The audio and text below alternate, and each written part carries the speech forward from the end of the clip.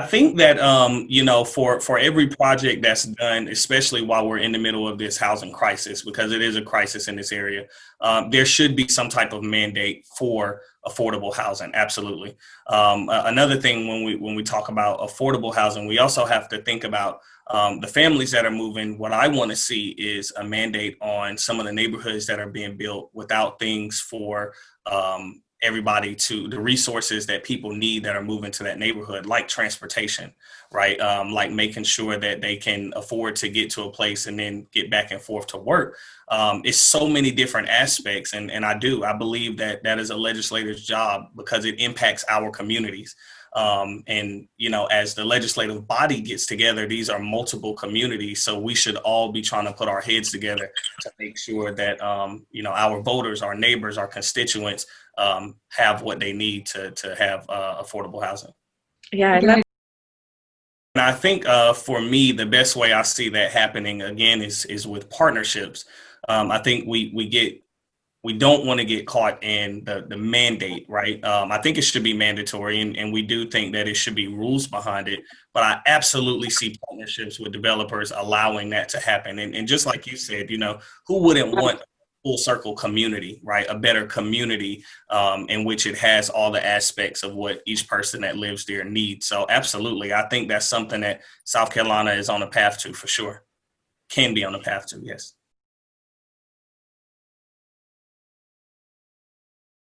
Think first of all, those numbers are staggering to say the least. I mean that is um, it's something that I think that all leadership should take a moment and take a look at and take that into account when we are recruiting businesses here to our South Carolina, when we are talking about business expansion, et cetera. And I think the conversation at least surrounds cultural diversity within the workplace.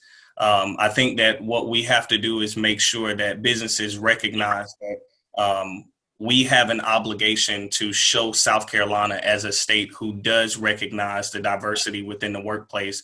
And we don't get caught in the trap where you see income being so different based on your race. Right. I think that, our women, we need more women in leadership and executive positions in our workplace. We need more people of color. If they meet the qualifications, they should be eligible for the promotion, period. The pay gap has to be closed for sure. But I think, again, the way to do that is to make sure that South Carolina leadership puts out that message that that is the goal. And then work that in with businesses so businesses recognize that these are the stipulations to have your business here in South Carolina, that leadership is watching because we care about our people here in South Carolina and that needs to be fixed.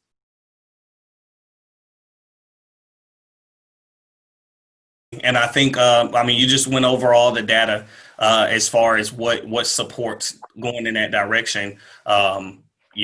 That's a true way to see a change. I don't think that's the only way. I don't think that's the stopping point.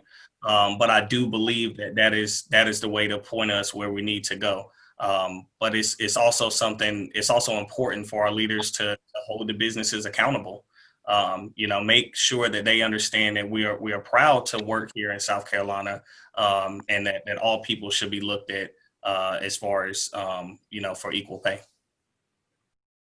I think that it's important for us to recognize that we recruit a good, strong workforce right here in South Carolina to come and work for our businesses and help our businesses get to where they are. It's important for us to recognize that that talent is there, and we must start looking at raising. I know Laura just spoke about the minimum wage and just really taking a look at keeping money, or I'm sorry, promoting our staff from within and closing in that gap.